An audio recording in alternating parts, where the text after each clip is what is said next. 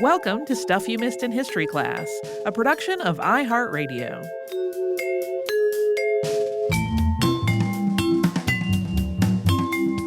Hello and welcome to the podcast. I'm Tracy V. Wilson. And I'm Holly Fry. Over the past several years, when there's been some frustration and anger over the state of the world, or maybe the state of where we live, I've seen kind of a tide of people calling for a general strike. And whenever that happens, I find myself wanting to do an episode on a general strike. We have talked about some general strikes before. Back in 2019, in two different episodes, we talked about the Winnipeg General Strike and the Limerick Soviet, and both of those had happened in 1919. But a lot of those calls for general strikes here in the United States in the more recent past, those have happened in the years since we did those episodes, especially in the face of the COVID-19 pandemic and the George Floyd protests in 2020.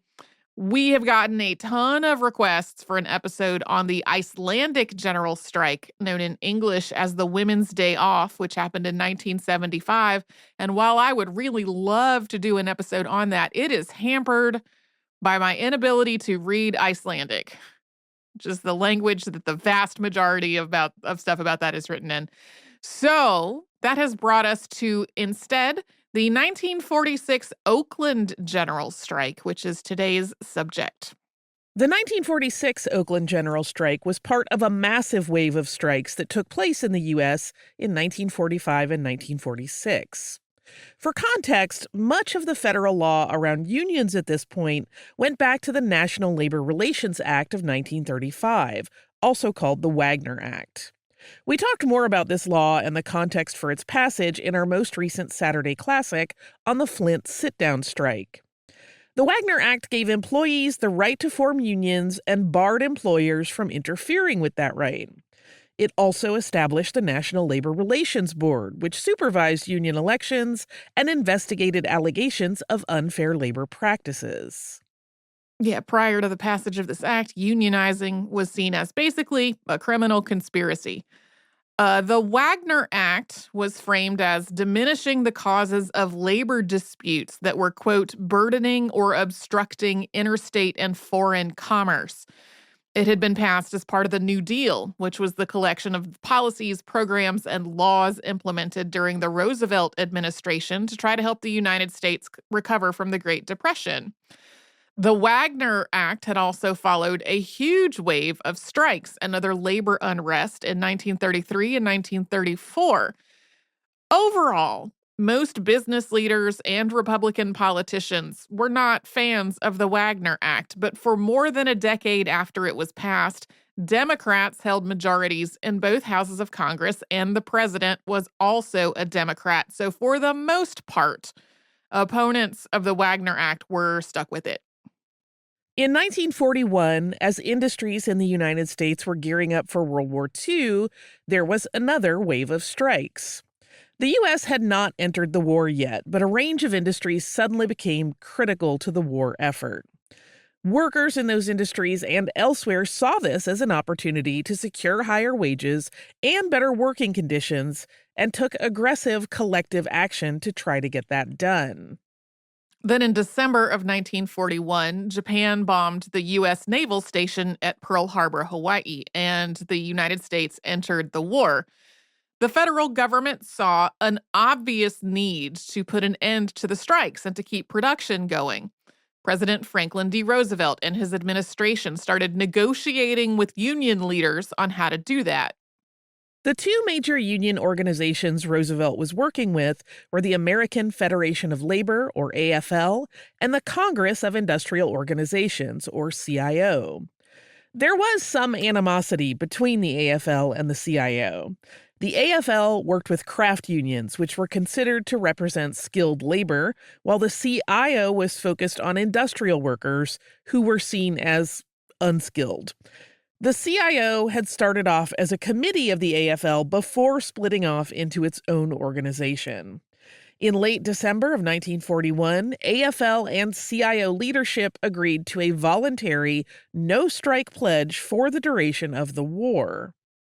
But striking, or at least the threat of striking, was really the most powerful tool that unions had to try to improve their pay and working conditions. After union leaders agreed to this no strike pledge, union workers started wondering how or even whether their unions would be able to fight for them. Support for the AFL and the CIO started to wane among union workers, and then that led to concerns about whether the AFL and the CIO would be able to enforce that no strike pledge. Like, were people just going to go striking anyway without their approval? So, the government took additional steps to try to reduce labor disputes, including establishing a national war labor board. Among other things, this board established a policy for union security, which meant that newly hired workers could automatically become union members after 15 days of work, and their dues would automatically be deducted from their pay. Many workplaces were essentially closed shops in which union membership was required in order to work there. And as a result, union membership soared. These steps did not put a complete stop to striking or to labor unrest. In June of 1943, Congress passed the Smith-Connolly Act, and that act allowed the president to take control of privately owned businesses that were seen as critical to the war effort if there was a strike or other labor unrest going on. This was passed over Roosevelt's veto on June 25th, 1943. Meanwhile, the U.S. was also trying to keep inflation from spiraling out of control, as it previously had during World War I. An Office of Price Administration was established in 1941 to control the prices on a variety of goods. Food rationing was implemented, both to make sure food was available for the war effort and to help offset the fact that food prices couldn't be used to influence consumer demand. Then in 1945, the war ended. The Office of Price Administration, the National War Labor Board, and the Smith-Connolly Act were all supposed to be temporary wartime measures, and they were all dismantled and dissolved. Businesses also saw an opportunity to start rolling back wartime labor protections, including the National War Labor Board's union security policies, and maybe even to roll back some of those protections from the Wagner Act. At the same time, with an end to price controls, prices surged. In 1946, inflation surged to 18%. Prices doubled for bread and meat. And when Roosevelt reestablished price controls, increased demand for these products led to shortages. As soldiers returned from the war and wartime industries shut down, unemployment increased, and there was also a huge housing shortage. There was also a lot of pent-up demand for goods and services. People had lived through the Great Depression in the 1930s, and then they had continued to make sacrifices during the Second World War. So people had gone from not being able to afford things to not being able to get them because of wartime rationing and shortages.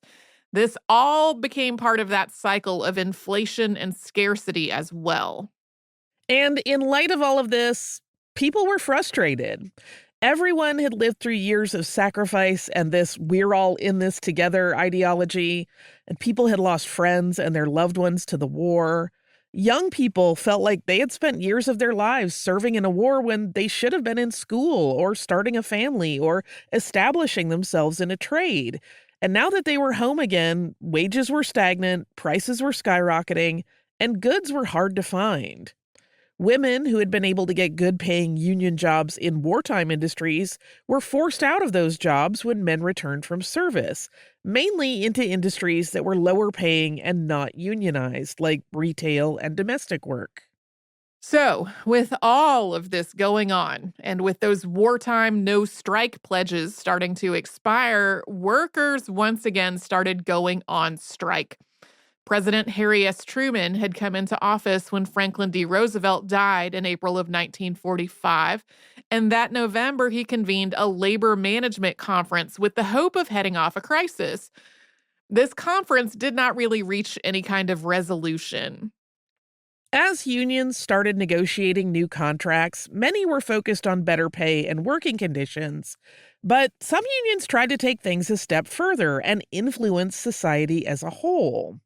For example, when United Auto Workers started negotiating with GM in 1945, they didn't want the cost for employee raises to be passed on to consumers through higher prices, because that would just continue to fuel inflation.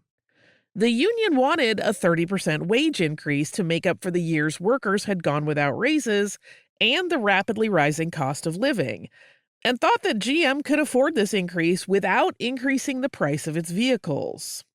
GM's perspective was that no, it could not afford that kind of wage increase without also having a price increase. But even if it could, the price of the product was up to the business and not the union. These talks broke down, and a strike started on November 21st, 1945, which lasted for 113 days. This was not at all the only strike, and this wave of strikes continued into 1946. That year, roughly a quarter of union workers in the United States went on strike at some point. That included 200,000 electrical workers, 260,000 meat packers, 400,000 coal miners, and 750,000 steel workers. In some cases, the federal government stepped in to seize control of industries that were seen as critical. This happened in the case of striking railroad workers who were threatened with military conscription and with the meatpacking plants. In addition to strikes across specific industries, there were multiple general strikes in 1945 and 1946. These often started with a specific union going on strike, and then other unions and non-union workers joined them in solidarity. For example, in Stamford, Connecticut, the International Association of Machinists was negotiating a contract with Yale and Town Company. They could not reach an agreement, and a strike was called on November 7th, 1945. When local police refused to intervene, the governor sent in the state police, and people were outraged. Stamford had a population of 65,000 people, and an estimated 20,000 participated in a one-day general strike that shut the city down. Eventually, federal negotiators stepped in, and the IAM and Yale and Town Company reached an agreement in April of 1946.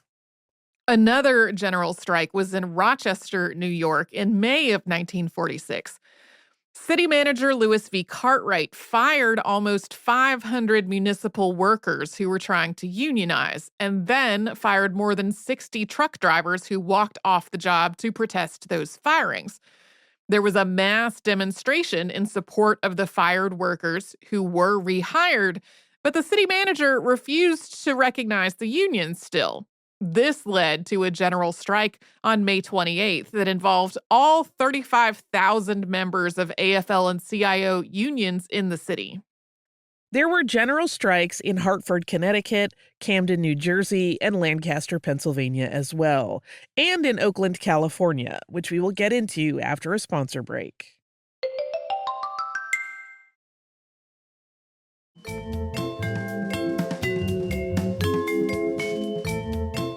In 1946, retail workers in Oakland, California were trying to unionize. Retail unions in the area included the Department and Specialty Store Employees Union Local 1265 and the Retail Clerks International Protective Association. The Department and Specialty Store Employees Union had already organized the S.H. Kress store in Oakland, as well as some of the city's shoe stores. Workers were also trying to organize at Conn's department store and at Hastings Clothing Company, which were both in Latham Square across the street from one another. Workers at Conn's and Hastings had learned that workers at the unionized stores were making about $10 a week more than they were. Retail workers also wanted to move away from a ready room system of getting shifts. Workers who didn't have an assigned shift for the day were expected to wait in a room in the store's basement, arriving in the morning and then waiting to see if they were needed. They often waited until lunchtime or later before being either called up to work or sent home, and they were not paid for their time while they waited in the ready room. About 3/4 of the 850 employees at Conn's had voted to unionize. Hastings was a smaller store than Conn's, but almost all of its 100 employees were on board.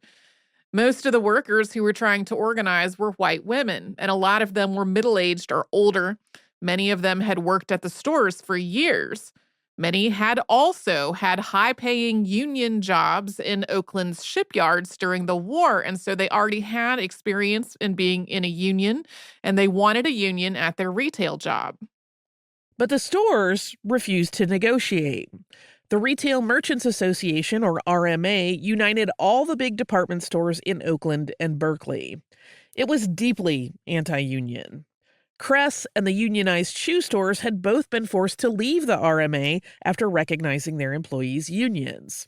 Management at Conn's and Hastings did not want the same thing to happen to them. Management said they would only recognize the union if all 28 stores that were part of the RMA agreed to unionize. That was just not feasible.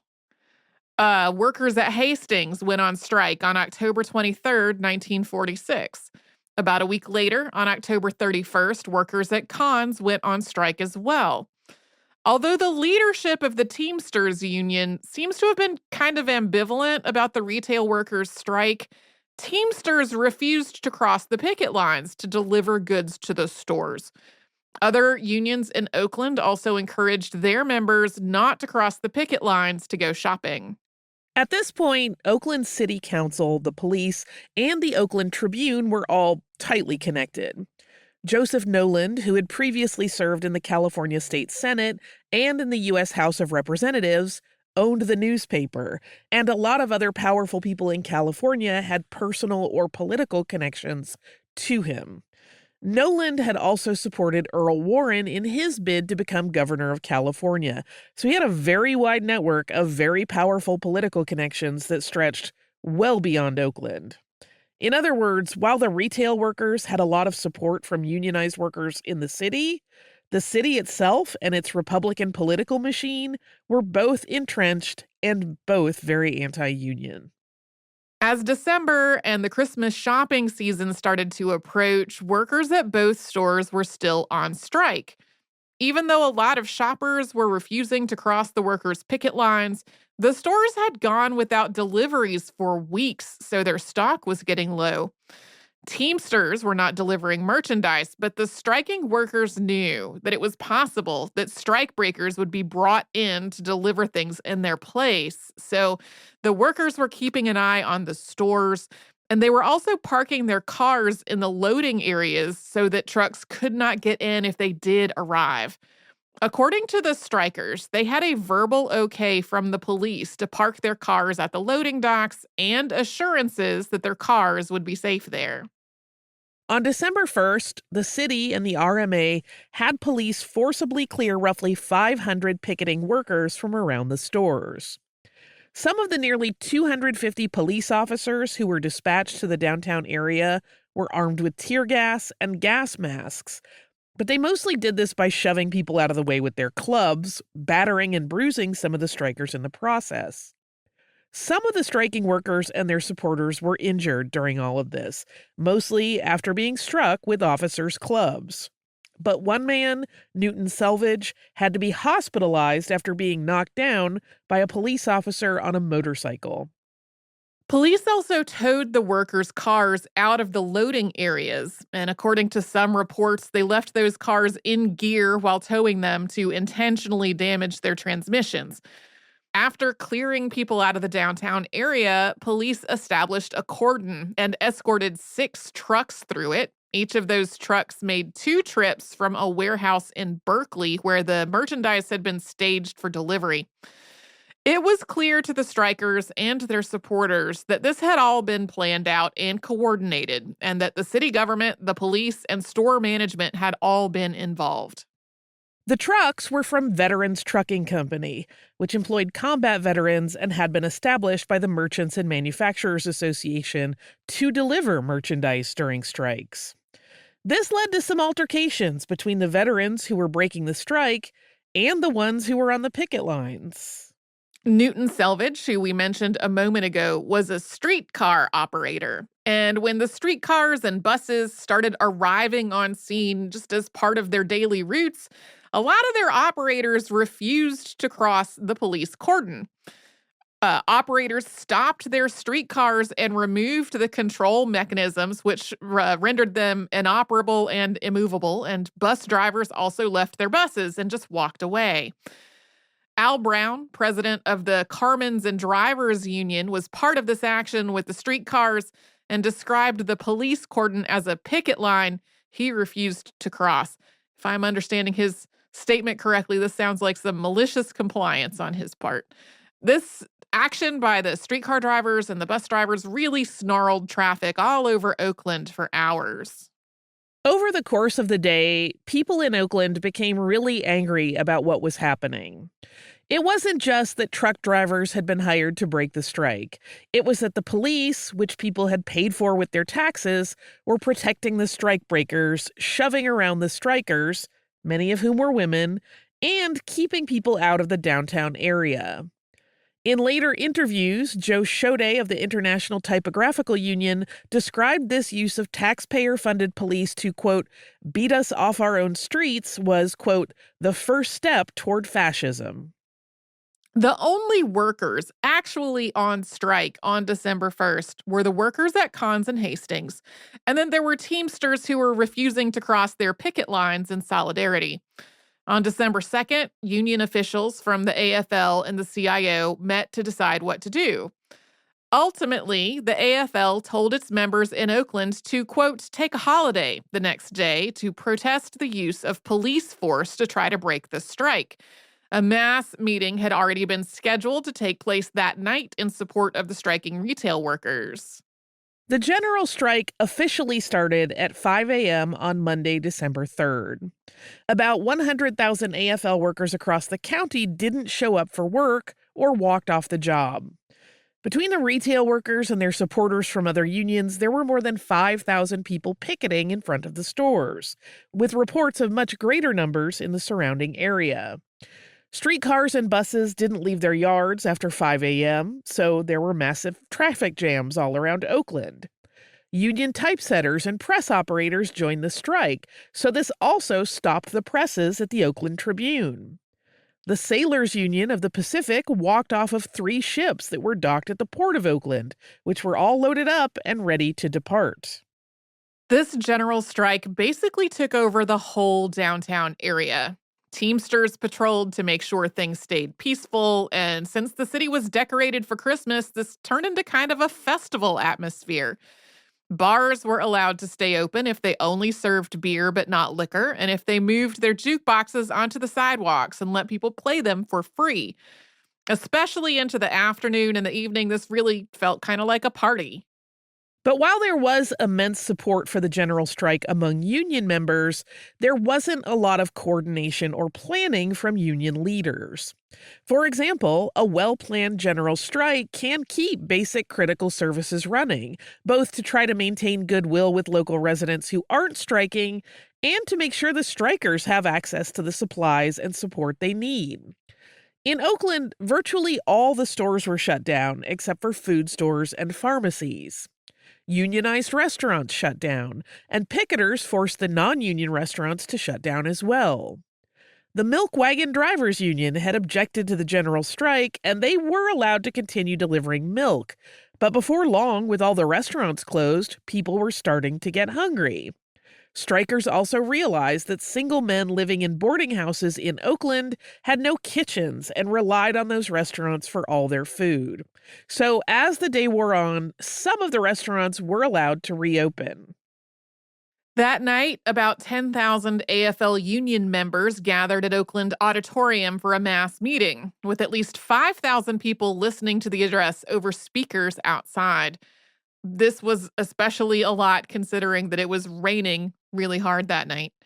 Speakers included James Galliano, who was attorney for the clerks and the Labor Council, and Harry Lundeberg, who was secretary-treasurer of the Sailors Union of the Pacific.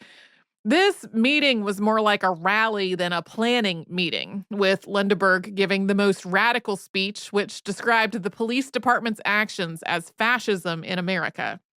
As the general strike stretched into December 4th, concerns were growing among the leadership of the AFL.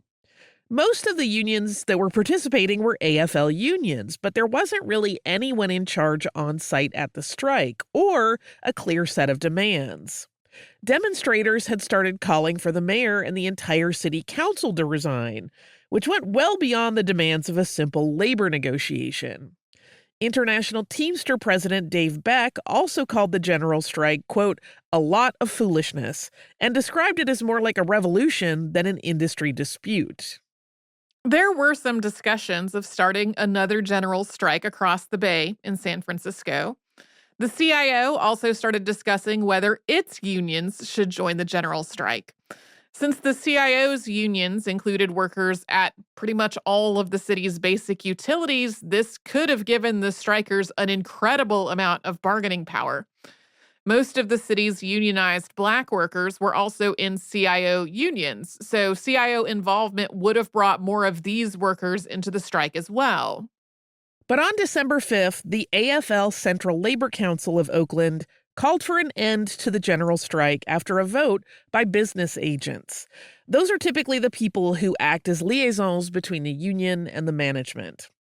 Beck also ordered the Teamsters to resume their deliveries to the stores. City manager J.F. Hassler had given verbal assurances that the Oakland police would no longer protect non-striking trucks that were trying to deliver to the stores. The Labor Council decided that the use of police to protect the trucks was what had prompted the general strike, and now that that was resolved, there was no reason to continue. Also, at this point, the mayor had been given emergency powers, although those had not been put into use, and there were rumors that federal troops were going to be deployed. Yeah, so there were concerns that things in Oakland were going to get a lot worse than the kind of peaceful party atmosphere that they had had. The general strike ended on December 5th, 1946 at 11 a.m., having lasted for 54 hours. A lot of the actual strikers were furious at the decision to call it off, and many of the striking retail workers felt betrayed and angry. None of those workers' actual issues had been addressed, and store management was still refusing to negotiate with them or to recognize their union.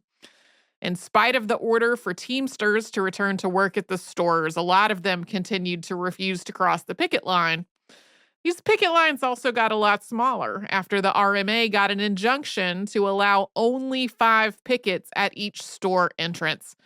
The city managers also did not keep their promise not to use police to protect deliveries to the store. After the general strike, the AFL, CIO, and NAACP united to form the Oakland Voters League. The league tried to build connections between organized labor in the city, which was predominantly white, and the city's black voters and civil rights activists. The league also backed candidates for the 5 city council seats that were up for election in 1947. 4 of those candidates won. The 5th, Glenn Goldfarb, lost very narrowly. There is some speculation that this may have been due to the design of the ballot, which made his opponent look like part of the labor ticket, or it could have been because of anti-Semitism.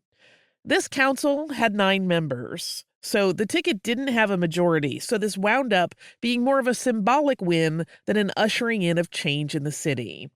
The Oakland Voters League was also short-lived. It dissolved after not seeing similar successes in 1949. The retail workers' strike ended the day before the city election, and a week later, the Retail Merchants Association recognized Local 1265 as the union for all of its stores. It took years for the workers at Conn's and Hastings to actually get a collective bargaining agreement in place, though. This general strike, along with the other strikes in 1945 and 1946, led to changes in federal law, and we'll get into all of that after a sponsor break.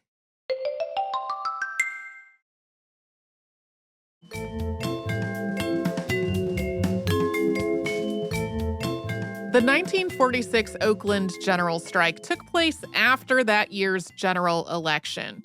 In the face of rampant inflation and massive labor unrest, Republicans had taken the majority in both houses of Congress, although Democrat Harry Truman had been reelected as president. This was the first time since 1933 that Democrats had not controlled both houses of Congress, And for almost all of that time, the president had also been Franklin D. Roosevelt.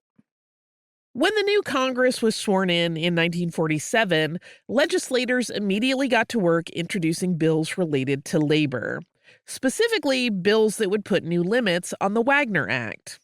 It wasn't just about the immense wave of strikes that had happened in 1945 and 1946. This was at the start of the Cold War between the United States and the Soviet Union, and legislators had deep concerns about communism within the nation's organized labor.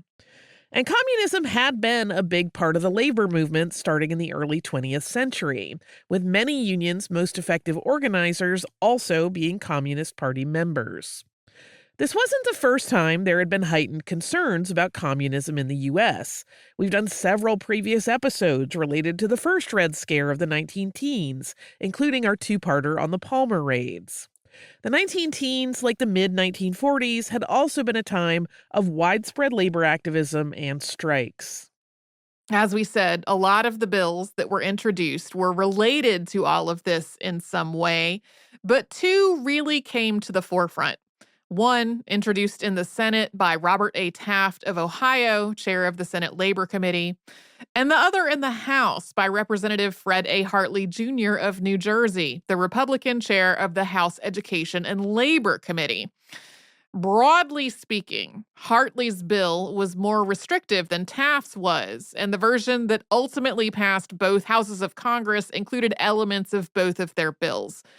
The resulting law is the Labor Management Relations Act, but it's more commonly known as Taft-Hartley.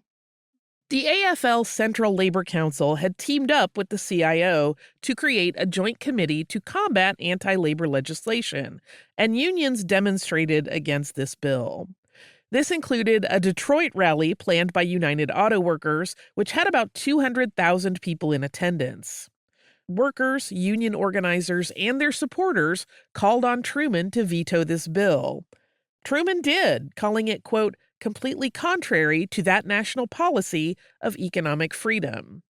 He said that it would encourage, quote, distrust, suspicion, and arbitrary attitudes. And he also used words like drastic and unworkable in reference to it. Overriding the president's veto requires a 2/3 majority of Congress, and the Republican Party had only a narrow majority in both houses. But the Taft-Hartley bill had bipartisan support, and Truman was not able to rally enough Democrats to stop Congress from overriding his veto. One thing working against him here was racism. Shortly after the end of World War II, the CIO had launched Operation Dixie to try to unionize industries in the South, including Black and white workers. And Southern Democrats were deeply opposed to this effort. The Taft-Hartley Act became law on June 23, 1947, amending the Wagner Act of 1935. Legislators framed it as restoring the balance between labor and management, or unions and employers, while unions described it as a slave labor law. The Wagner Act had outlined a series of unfair labor practices that were outlawed for employers. Taft-Hartley outlined unfair labor practices for unions as well. It outlawed secondary boycotts, meaning that unions cannot take action against neutral third parties in disputes with an employer. So, as an example, a retail workers union could not plan a boycott of a clothing manufacturer whose goods are being sold at their store. Sympathy strikes were outlawed as well, like the Teamsters striking in support of Oakland's retail workers. This essentially outlawed the type of general strike that had been carried out in Oakland and several other cities in the United States in 1945 and 1946. And it also outlawed wildcat strikes, or strikes undertaken by union members without the union leadership's authorization. Some of the other Taft-Hartley provisions included a ban on feather bedding. That's forcing an employer to pay for work that wasn't actually done. So an example of that would be if a factory moved from a manually operated machine to an automatic one, the union could not force the employer to keep that person's job even though there was no longer work to do. It also outlawed closed shops that required workers to already be a member of a union before being hired, although it allowed union contracts that required workers to join the union after being hired. It also allowed states to pass open shop legislation, or what is known as right to work laws, which allow people to work at unionized workplaces without being compelled to become a member of the union. These kinds of laws are currently on the books in 26 U.S. states as well as Guam. The law also gave the U.S. Attorney General the authority to use injunctions to prevent a strike if it would, quote, imperil the national health or safety, and required unions to give employees and managers advanced notice of strikes. There were a lot of other Taft-Hartley provisions as well, and we're not going to try to talk about every single one of them, but a major one that we have not talked about is that Section 9H required union officers to sign non-communist affidavits. If union leaders did not, their union would not be allowed to have an election overseen by the National Labor Relations Board, and the NLRB also would not investigate any claims that the union filed about alleged unfair labor practices. This meant that unions had to purge communists from their leadership if they wanted the protections and recognitions that exist under federal law. This caused a lot of unions, especially industrial unions, to lose some of their most dedicated and experienced leaders who either refused to sign these affidavits or were ousted because of their ties to communism. The Taft-Hartley Act had an obvious effect on things like sympathy strikes and secondary boycotts. The Oakland General Strike was the last major general strike in the United States for decades. There have been some more recent general strikes in the U.S., including the 2011 Oakland General Strike, the Essential Workers General Strike in the early months of the COVID-19 pandemic, and the strike for Black Lives on July 20th, 2020. In some of these, labor unions have expressed support for the strike, but without explicitly instructing their members to participate, which would be illegal under the Taft-Hartley Act. Several unions were involved with the strike for Black Lives, but this was framed as a one-day walkout rather than an ongoing general strike. Beyond that, it's impossible to hit every detail of the Taft-Hartley Act and its impact and legacy in like the wrap-up of a single podcast episode. There is an argument that a lot of its provisions legally codified decisions that the NLRB was already making rather than trying to set a whole new precedent. Its weakening of union rights and protections was a factor in the AFL and CIO ultimately merging into one organization in 1955. This made the AFL-CIO one enormous umbrella with 16 million members, which could at least theoretically have a lot of power. But at the same time, Taft-Hartley provisions meant that smaller unions had a lot less bargaining power, especially with the end of closed shops and the rise of right-to-work states. Taft-Hartley also definitely had a chilling effect on the CIO's efforts to unionize the South. Those efforts were already being hampered by racism and discriminatory laws. There have also been other federal laws that have been passed since 1947 that have modified Taft-Hartley in one way or another. To return to the Oakland strike, Latham Square went through a 3-year renovation that was finished in 2016. The Central Plaza area has 6 placards about the area's history, and one of them is dedicated to the general strike. Do you also have listener mail? I do have listener mail. First, very quickly, we heard from Colin, who had requested the episode on the Great Epizootic of 1872. And Colin said no, it was not because of the current avian flu situation that we are all living through. Colin had just encountered the word epizootic somewhere and looked it up and stumbled across this 1872 epizootic. Thought that would be a great show topic. I agree. That is a perfectly acceptable reason to come up with a show suggestion, just randomly stumbling across a word one day. That's how shows get selected half the time. Yeah. I also have an email that I am going to read from Patty. Patty's email is titled Hominy Love. Patty wrote, Tracy and Holly, thank you for this week's episodes on pellagra. I had heard parts of the story before, but y'all talked about so much more that I did not know. With last month's episodic episode, I am loving all the medical history info. I grew up eating hominy and thought everyone ate it too. My mom would also make a dish with spinach and scrambled eggs that was so good. Just canned spinach drained and cooked into scrambled eggs. She said she grew up eating it with poke greens instead of spinach, what she called poke salad.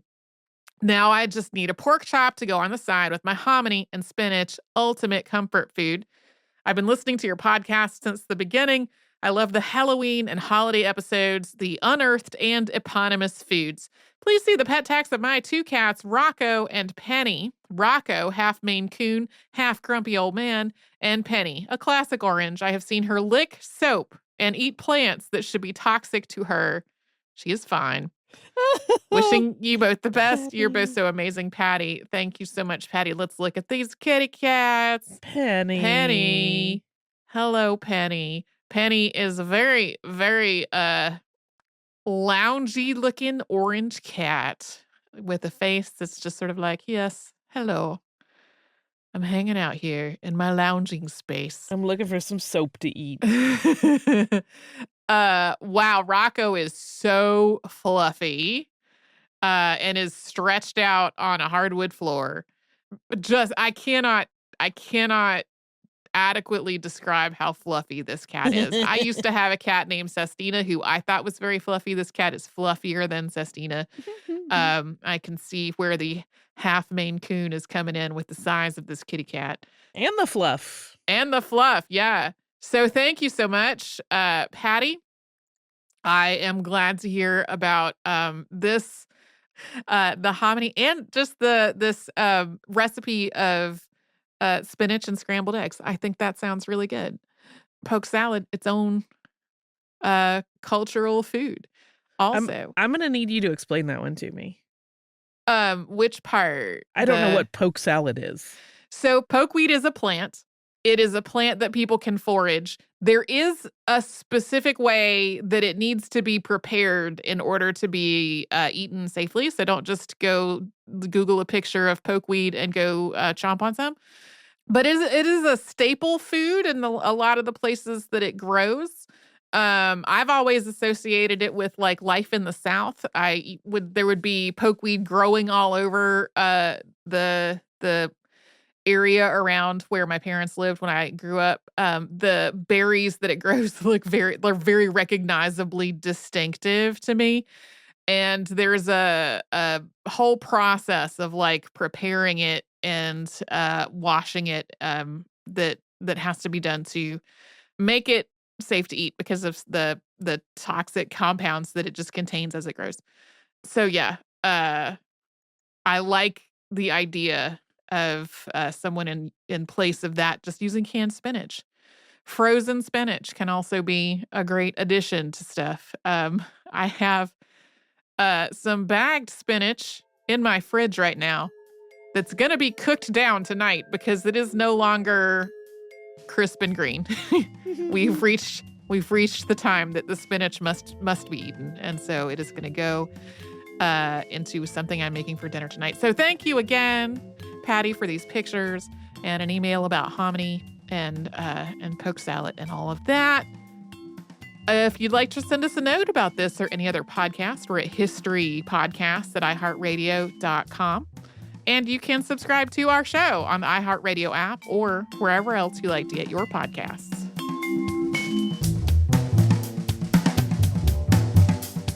Stuff You Missed in History Class is a production of iHeartRadio. For more podcasts from iHeartRadio, visit the iHeartRadio app, Apple Podcasts, or wherever you listen to your favorite shows.